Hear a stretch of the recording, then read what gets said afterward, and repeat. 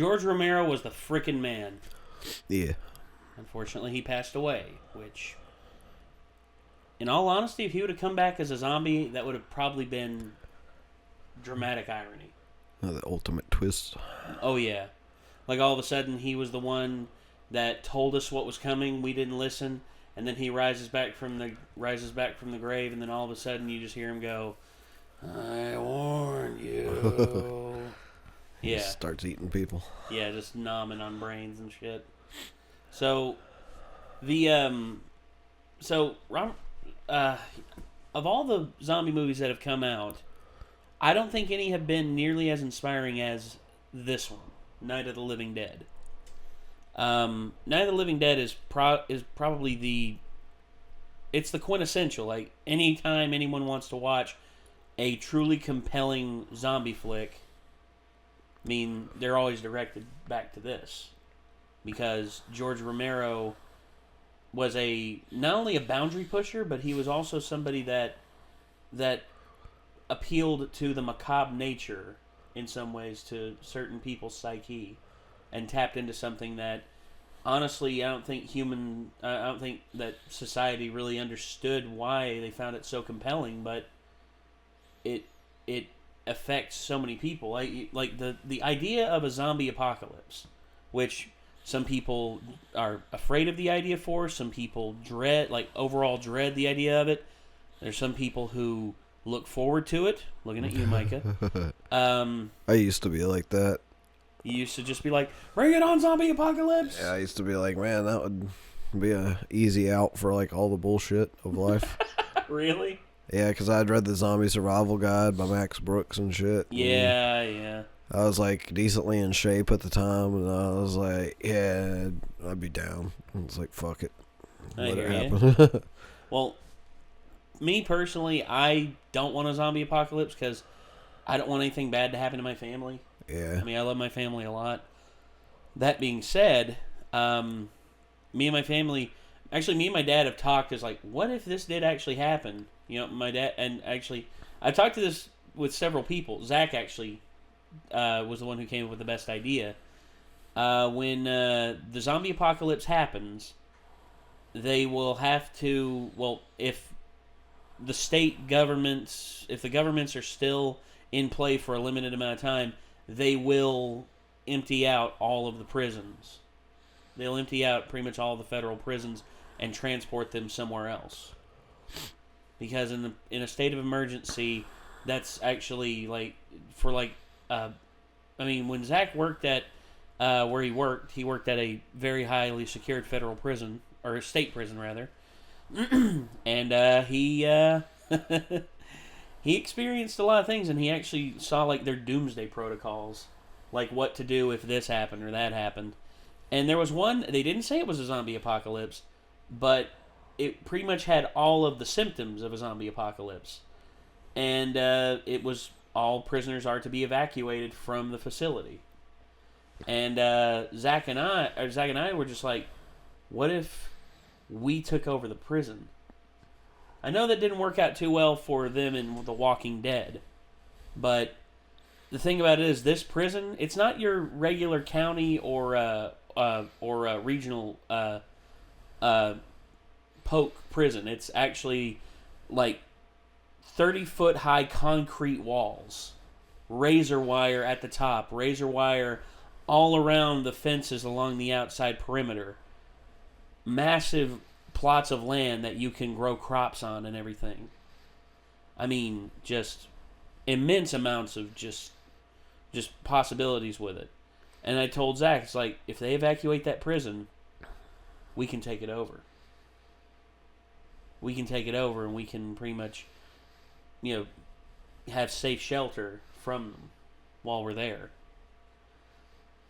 I can't remember. I know the guide had a section about prisons as an option, but I can't really remember the points they made about it. So basically, like, my plan was pretty much just to get to like a remote farm area and set up like perimeter like trips and stuff like that. And like a 4-wheeler or something? Huh? Like have someone ride around the perimeter on 4-wheeler? No, I mean like trip wires and stuff that that would alert you if something's coming. Okay. And we actually did a project when I was in my speech class in Northeast, and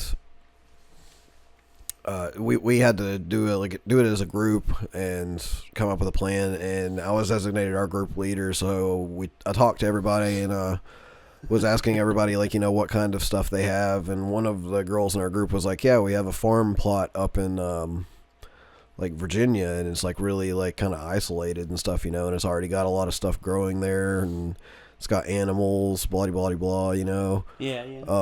And I was like, well, that sounds like a really good place. Is like, how do we get there? And I was just basically, we had certain fictional characters we could add to our group, and so one of them was a pilot who owned a plane at the airport next to Northeast State, and the scenario was shit hits the fan while we're in class at Northeast. And so basically I was like, well, we take the pilot, we go to the airport, get in his plane, go to the farm, and we just set up shop there, basically. And I gave all the reasons, pretty much. It was supposed to be a persuasive essay, and we also could make points against other things that we heard the other teams talking about and stuff, while we thought our idea was the best. Yeah. And so I went through the whole thing of this one team was like, we go to Walmart. And I was like, you're all going to die. Yeah. I was basically told them, why. And everyone's going to go to freaking Walmart. Yeah, and so the other groups got decent grades on the project, but our group got 100%. And I was real fucking proud of myself about having the best plan and stuff. Yeah. Well, a good best laid plan, you have to have backup plans for your backup plans when in scenarios like that. Yeah. In which Zach and I have said, say the absolute impossible happens and a meteor hits the prison and it's gone. Yeah. Then we have family members that actually have bunkers built in, and they actually have their property, which is very well secured. So it's just okay, so yeah, we'll just do that. And I'm there's a lot that I've considered when it comes to the zombie apocalypse, and honestly, until it happens, I don't know. I don't know how things are exactly going to go. But that being said, supposedly the number one way that it could actually happen is nanomachines, because they could actually apparently be reprogrammed to take over people's brains. And it wouldn't be living dead, but they could actually be essentially the rage style of zombies that are from 28 days later. later. From 28 days later, where they're not really undead. Ooh. They're just people that are eating those people. Those are nasty. Those are the ones that I fear the most, because they have no consideration. They're they're fast. They never get tired, and the only way you can outlive them is if you starve them out. Yeah. Or you go on a massive killing spree of them, which good luck with that. Try hitting a moving target that's moving that fast.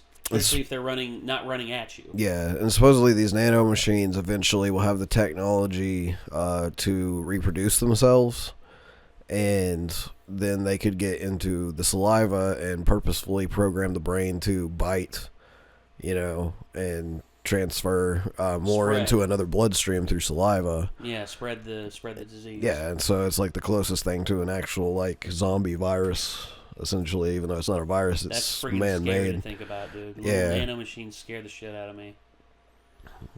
So if they ever offer you a Metal Gear Solid nanomachine peptide shot, try to decline if you can. Yeah, don't. Because you're setting yourself up to be part of Wave 1. God, that's scary to think about, dude. I wouldn't know what to think. It'd just be oh, well, I'm gonna fucking die. Jesus. Okay, so we've got the Nostalgia Critics review of Night of the Living Dead set up here. Let's get it on screen and let's give it a watch, shall we? Here we go.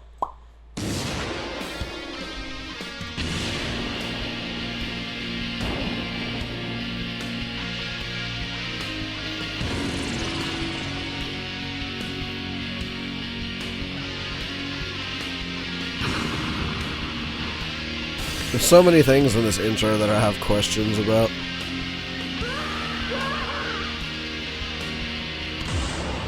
Like which one? Like the raptor. The raptor coming out of the girl's belly? Yeah. That was actually like, I forget which review that was from, but it was Tamara bragging about her new like, living tattoo.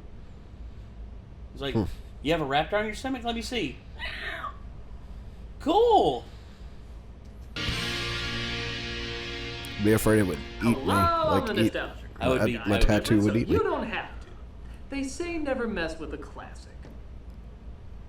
Fuck it. I'm doing Night of the Living Dead. Fair enough.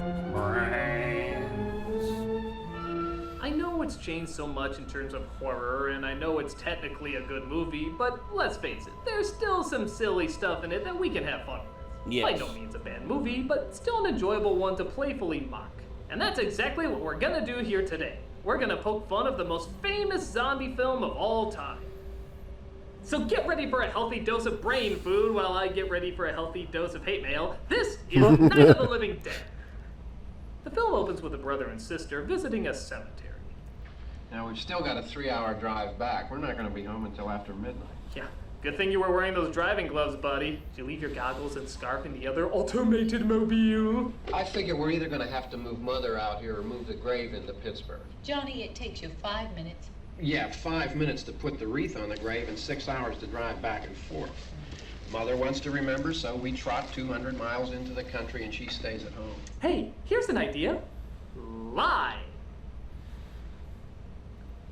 I'm just saying, you could have avoided all this carnage if you just told your mom you visited the grave when really you just got drunk at a pizza place. Actually, I hear Freddy's is very relaxing. I'd feel kind of bad about that, Wonder how though. many times we bought the same one. Hey, come on, Barb. Church was this morning, huh? I heard that, asshole. Just remember, you have first to die syndrome written all over you. I'm still afraid. Stop it now, I mean it. They're coming for you, Barbara. He starts having fun by scaring her, not realizing he's about to be intercepted by the walking dove. They're coming to get you, Barbara. Look out! Dorsey Scott is off his meds! Piece of Papa Smoke fighting animated barn animals, and an alien with a dick on his nose. Crap, I was about to say, damn it, Janet, I love you. She runs away, locking herself in the car, but somebody gave this zombie a Speed and Red Bull cocktail because he is fucking wired as zombies go.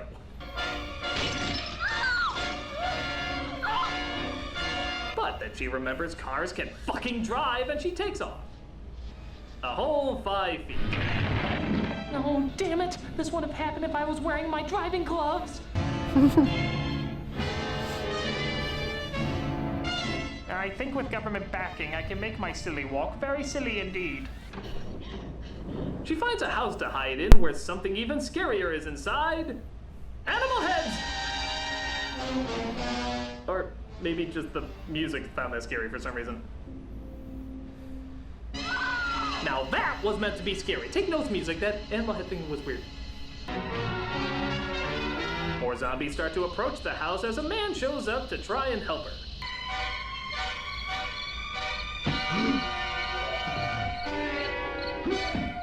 You know his head is over there, right? Unless you have a very slow way of mowing the lawn. Oh my god, back from the dead, it's Pee Wee Herman's career! I'm hiding out from any more controversial arrests. My head is cracked. But more on the way as they light the incredibly flammable Herman and lock themselves inside. Why don't you see if you can find some wood, some board, something about the fireplace, something we can nail this place up. Oh, God damn. Look, I know you're afraid. I'm afraid too. But we have to try to board the house up together, okay? I just need you to stop being the emotional, useless chick that's in every zombie movie. Even if you are the first one. Oh, True. Yeah, that'll work great. Thanks a lot, Bob Vila. They board up the windows and explain to each other how they got where they are. I started to drive. I just plowed right through them. They didn't move. They didn't run or just stood there staring at me. Just wanted to crush them. They were like people who just saw a Tom Green movie. Oh. We were riding in the cemetery. Oh. Johnny and me. That's a good one. We came to put a wreath on my father's grave. Yeah, I saw the first 10 minutes. And he said, "Oh, it's late. Why did we start so late?" Really, I think everyone in the audience knows. And then this man started walking up the road. Yeah, the man walking up the road. And Johnny kept teasing me and saying, "He's coming Yeah, to coming to get you, Barbara. We could have trimmed the scene down quite a bit. Johnny ran away. Oh, I screamed, "Johnny! Johnny, help me! Oh, help me!" And he wouldn't let me go. He ripped. You are tearing me apart, Johnny! We have to go out and get Johnny. She starts going hysterical, pleading He's for dead. the man to go after Johnny. Oh, sorry you had to fly there. Wow. Nice Damn. shot. To quote the Giving Tree, timber! He knocks her out, but is fortunate to find that the house still has a radio hookup, but somehow no phone line. Not sure if the zombies cut the line or if they just didn't pay their phone bill, but either way, I guess they're really not keen on missing Amos and Andy. This is Rush Limbaugh. It's clear that this zombie scare is just a hoax caused by the liberal media. Just simply ignore what I am calling the Demopocalypse. He finds himself some firearms while Barbara continues to be her helpful self. We ought to be all right here for a while. We have a gun and bullets, food and the radio. Sooner or later, someone bound to come and get us out. Now I'm glad I had this talk. He takes the dead body where it'll be less of an eyesore, but more people come up from downstairs. You mean you didn't hear the racket we were making up here? How are we supposed to know what was going on? Sure, you must know what a girl screaming sounds like. Those things don't make any noise. Racket sounded like the place was being ripped apart. How are we supposed to know what was going on? Now, if we heard there was a black guy in the house, we definitely would have come up right away. Now I suggest we all go back downstairs before any of those things find out we're in here. They can't get in here. The cellar's the safest place. I'm telling you, they can't get in here. Now you tell me those things can't get through this lousy pile of wood? That's as stupid as saying an alien race that can be destroyed by water would be able to do the same. We have everything we need up here. We can take all that stuff downstairs with us. Man, you're really crazy, you know that? You got a million windows up here. I told you those things don't have any strength. I smashed 3 of them and pushed another one out the door. Did you hear me? Hey, this constant arguing with little zombie interaction is giving me a great idea for an AMC show. I'll call it Mad Men. Ouch. Damn. Damn. At least up here you have a fighting chance. Oh, I'm sorry. What were you saying about the cellar? Something about the windows being strong enough? By God, guy, next time they won't be sticking their Play-Doh hands out at you.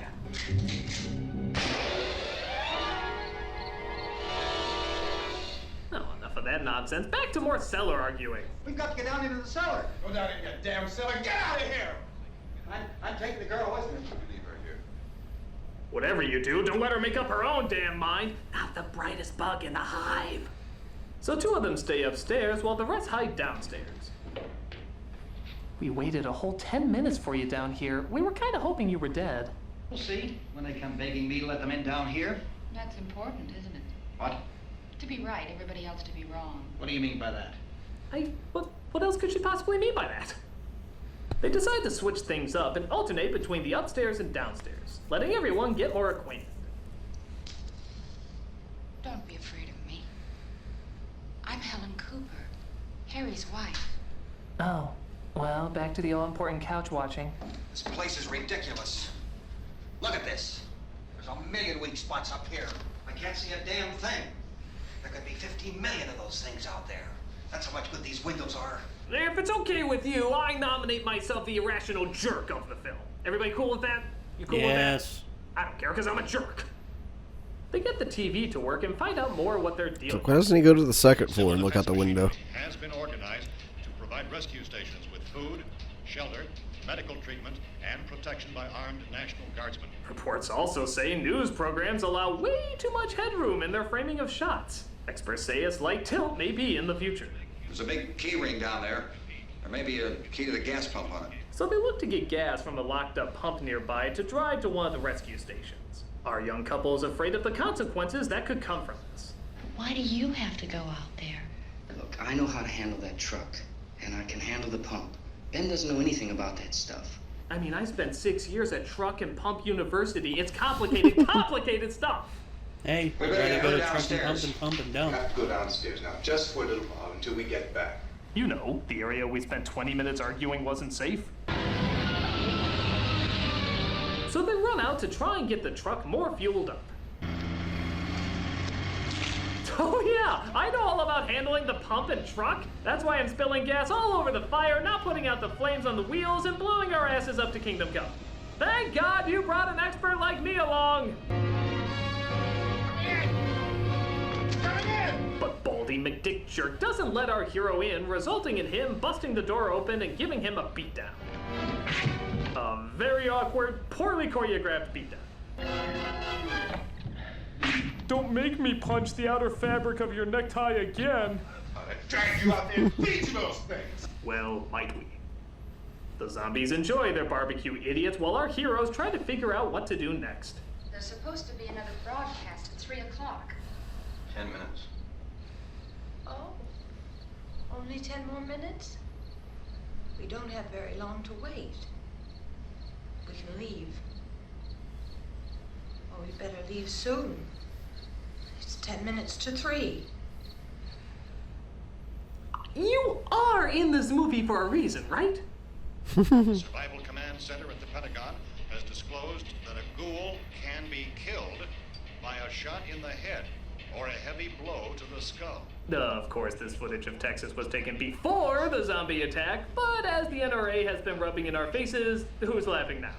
We don't know how many of them there are. We know when we find them, we can kill them. Are they slow moving, Chief? Yeah, they're dead. They're all messed up. Yes, past experience has demonstrated that the dead are, in fact, pretty slow. Official spokesman declined to speculate just how long it may take to kill off all the flesh eaters, so long as the heavy rain... They cut the power? How can they do that, man? They're animals! What, zombies know how to use weapons? Come on, I don't think this movie knows the first thing about zombies at all. What was the first Dumb Pants tries to steal the gun, but gets it knocked out of his hands.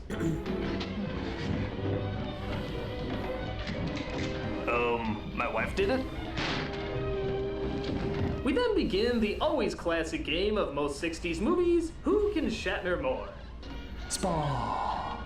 Spawn! Spawn! Spawn! Barbara finally remembers she's not the wall and eventually tries helping out. This amounts to little, though, as the wife makes a discovery downstairs.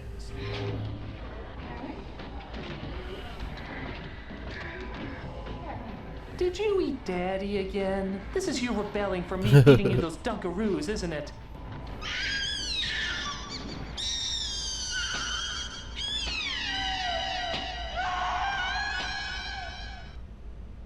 I guess those alien mice living inside of her are finally getting their comeuppance?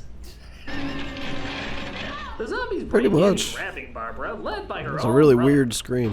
Yeah. Actually, it's good that I found you. Do you have the keys to the car? Well, she got what she deserved. Our main hero, ironically, She really goes wasn't in down that to the movie for much of a cellar. reason, was she? Dare even say She really everyone wasn't will in be this movie safe for if much of a they reason, stay in was the she? cellar, No. As the zombies realize this is a pretty boring rave and take off. But God's middle finger isn't done yet, as our hero sees his saviors outside, only to remember the toughest part of a zombie movie, obvious commentary. So what can I say about one of the most famous horror films of all time? Yeah, it's got some awkward moments, but it's still a game changer. It started a whole new genre and still manages to leave an uncomfortable feeling every time you see it. Sure, some parts are a little hokey and they're fun to giggle at, but the overall experience is still one nobody's gonna forget anytime soon. So go check it out and see what's eating people up inside. Everybody do the Michigan ride! Everybody do the Michigan ride!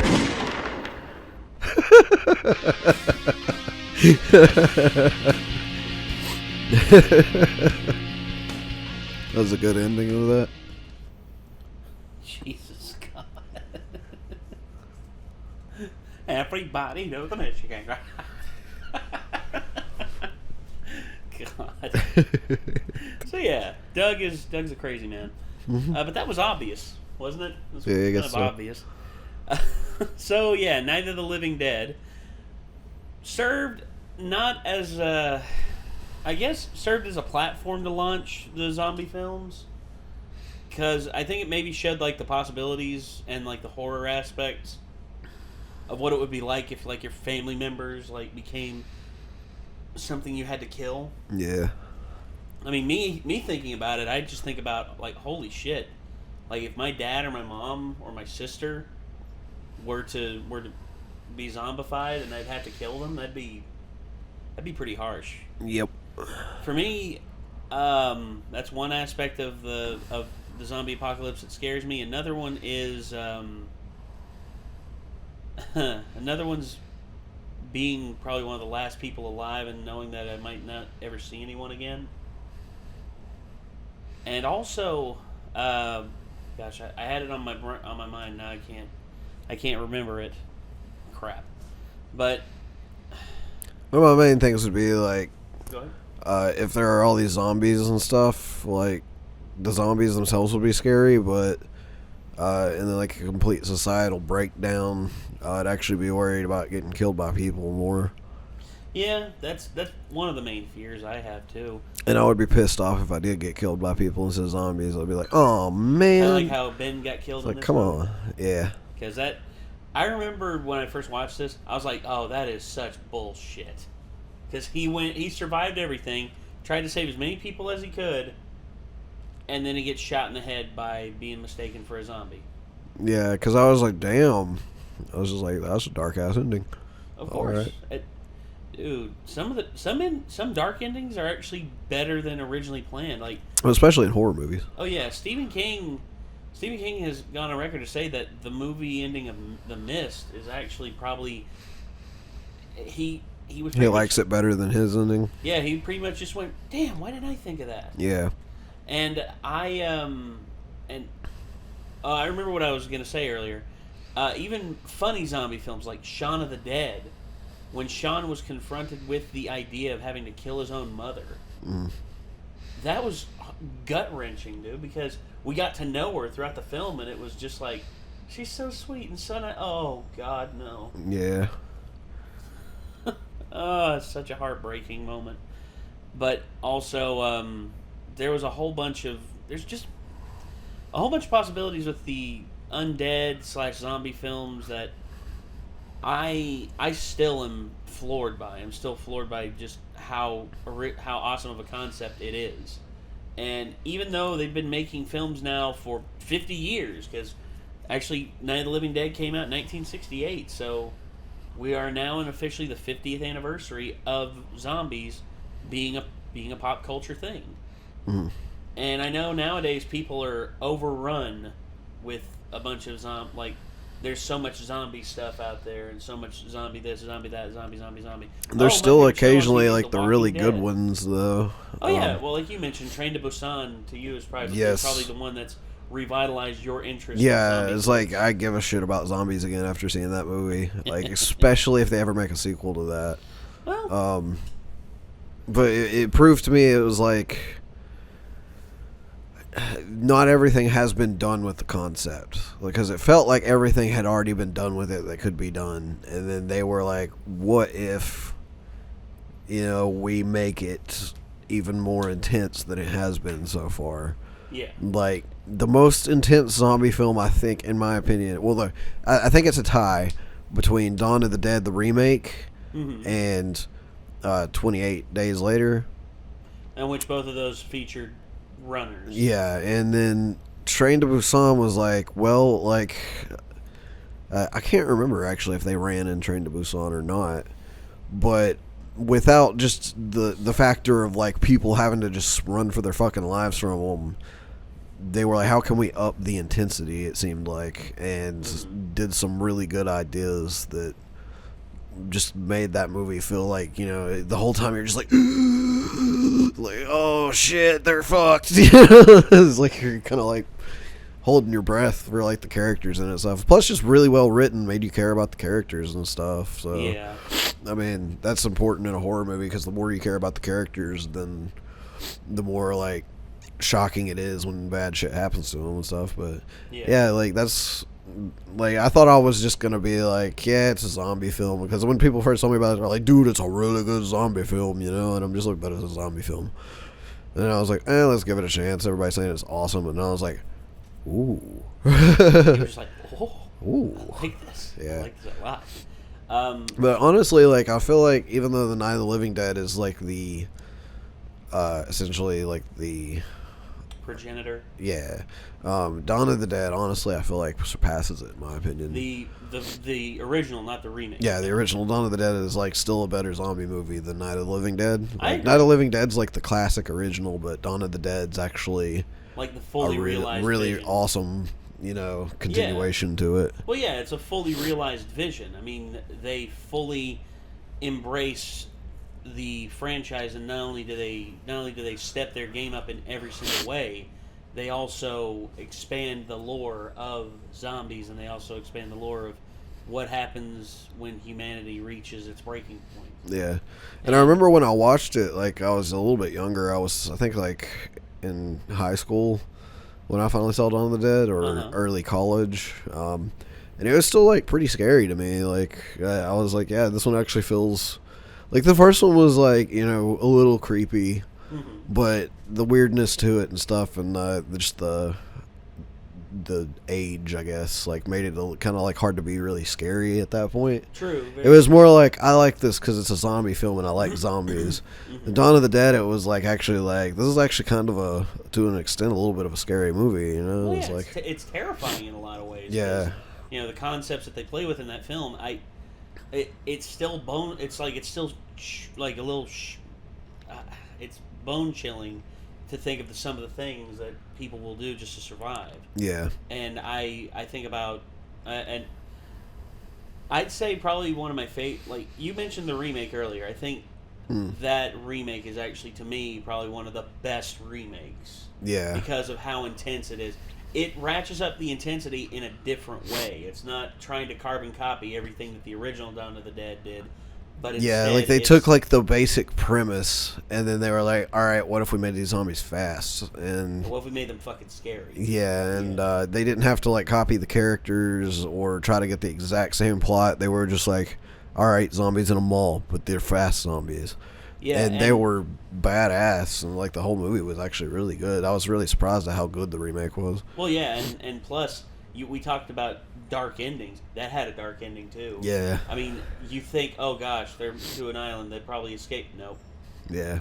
It's just as bad, if not worse, there, because now you're trapped on an island with them, and your boat is now useless. Oh yeah, and I just remember the bus they made in that too. Oh yeah, that bus was sick. Yeah, like, it was that's badass, dude. A good idea, like the way they did that, you know. Yeah, and also it also had a really tragic ending too, because the one guy, who the main girl, Sarah Polly, she was interested in him and was actually getting to know him and actually developing a relationship with him in some way, and then all of a sudden, how they part ways is, he's like, can't come with you.